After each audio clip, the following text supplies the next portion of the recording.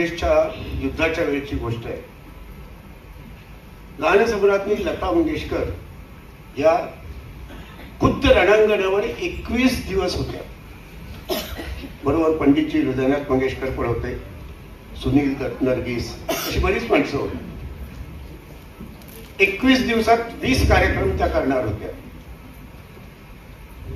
19 कार्यक्रमात दर कार्यक्रमाच्या शेवटी त्या है मेरे वतन के लोगो, जरा आंखों में भर लो पानी हे गाणं म्हणायच्या.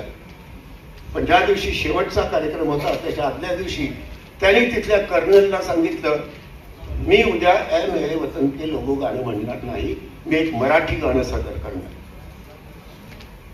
ते कर्नल म्हणाले ठीक आहे, पण ए मेरे वतन के लोगो का म्हणणार नाही?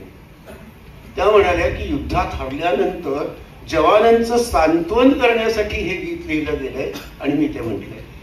इथे आपण जिंकतोय, मला जवानांचं मनोधैर्य वाढवायचंय, सांत्वन करायचं नाही. त्या दिवशी लताबाईंनी जे गाणं म्हटलं, मराठीतलं गाणं, स्वातंत्र्यवीर सावरकरांनीच लिहिलेलं होतं. त्या जवानांना मराठीतलं किती अक्षर कळलं माहित नाही, पण शिवाजी राजा हा शब्द आला की ते मोठ्याने ओरडायचे, छत्रपती शिवाजी महाराज की जय. ऐकूया गाणं, ऐका.